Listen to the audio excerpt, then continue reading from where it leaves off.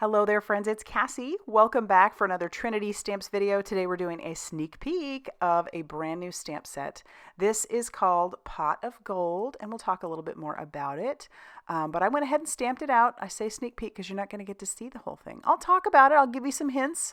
And we're going to start out by coloring our image with some Olo markers. Those are alcohol markers if you're unfamiliar. And so I stamped my image using some some Blackout ink by Ink on 3. And as you can see, this is my slow coloring. I have this at regular speed. You can see just how slow I am at coloring. We will bump up the speed about 4 times here in a little bit. But I wanted you to see that I am not super fast at it.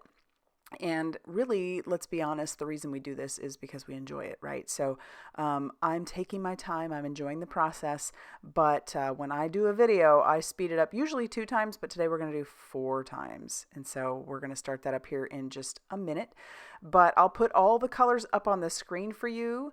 And the paper that I'm using is Express-It paper, which is amazing for alcohol marker coloring. So, all right, let's talk a little bit about this stamp set. The Pot of Gold stamp set is a 4x6 stamp set, and it goes along great with their lovable little gnomes that Trinity Stamps has. They've got this whole collection of different gnomes and different scenarios and different holidays, and I love them all. You know, I've really grown to just really love the gnomes. So it is actually a 3-piece stamp set. Like I said, it's got our little gnome sitting on a pot of gold, and he's holding some lucky little balloons, and 2 sentiments come along with it. And our gnome measures about 3.6 inches by 4.5 inches. So pretty cool. There is a coordinating die set. I'm not going to show you that either. But it will leave a little bit of a white border around the edge of our gnome when it cuts it out. And it does cut out some little inside pieces as well. So I do really, really like that that is part of the appeal here to our die set, as well as cutting out the sentiments. So I love that Trinity Stamps does that. I haven't found that a lot of the companies that are out there do that, and so I really love that Trinity Stamps does it. All right, as you can see, my typical way of coloring is to start out lightest and go darkest, or go to the darkest color. So you'll see me put down my lightest color there first. Like in this case is the red gray 5, and then we have the red gray 7. I'm even just going to bring in like the red black color here in a little bit, just to add a little pop of that on the shoes, and then blend that out with our red gray 7. And then we come in with some yellow oranges. But this is a fun image to color. I've actually colored it a couple different times now, and I've colored our gnome different ways. You might think, well, he's a little leprechaun gnome, so you've only got so many ways to color him, but that's not true. Obviously, you can have all the skin tones, all the beard colors. You can do your rainbow in any color you want. I did one of the balloons a purple, I think, in one of them that I colored. You can do up different types of grays for the pot, or just have fun with it. Color it however you want. Don't be limited by what you think you should color it. All right, we're almost done with our coloring here, and I went more subdued on this one. My other one I colored is a little bit brighter, but there he is, all die cut out using the matching die. How darling is that? And then I went ahead and brought in the Slimline tags, and I cut out a couple of the tags from that using some craft cardstock, and I also cut out some of the reinforcers as well.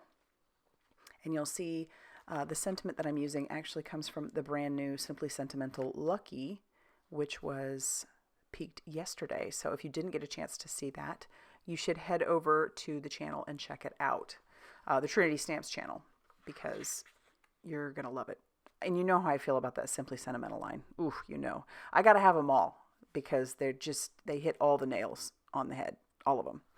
All right, so our tag's about ready. Now I'm just going to use some reverse tweezers, and we are going to piece together our sentiment. Like I said, that comes from the Simply Sentimental-Lucky sentiment set, and this is just from the die, and so I'm putting Lucky together, and I'm using my Crafty Gluefriend. It works great. You know, you just don't have to push real hard, and you can get a small amount of glue to come out, and even if you get more than what you need, it dries clear, so you're good. It's so fun. And then like with all the Simply Sentimentals, there are so many ways to make the lucky sentiment pop with different words and different ways to, because originally in my mind I had one way that I wanted to do this sentiment, and then I was like, well, that's not going to fit on the little tag that I cut out, so I did it a different way. And I'm so happy with it. So now I'm going to bring in my sentiment that I'm stamping out using some VersaFine Clair Nocturne ink. It's just a nice crisp black pigment ink. So that says to know you. So I'll put lucky on there and it'll say lucky to know you. And I like making tags because these can go on gift bags or put them on the front of a card. However you want to do it, they're awesome. So that's attached down with some Crafty Gluefriend. And then I'm going to take our little gnome and I'm going to put some foam squares all over the back of him. And then I'll peel off all those release papers. And then we can attach him down. So it gives it a little bit of dimension here without going too crazy. But if you don't want to do that, use your Crafty Gluefriend. I'll pop him down. And then I'm going to pull out some baker's twine in black and white and trim that down to add the tassel to the top of our tag. So I've got that folded in half, and I'm going to put that through both the holes of both of those tags to adhere those together. And then I'll just tie a little knot at the top. And then I'm going to trim a little bit more of this baker's twine, and I'm going to tie a bow. This is just for a little extra, and it'll also just keep our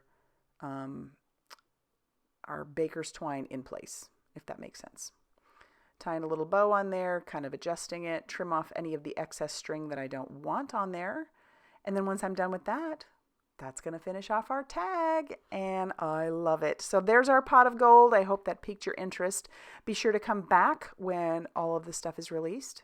If you like this video, hit that like button. Consider subscribing if you haven't already done so. And as always, I'll see you very soon in another video. Bye, everybody.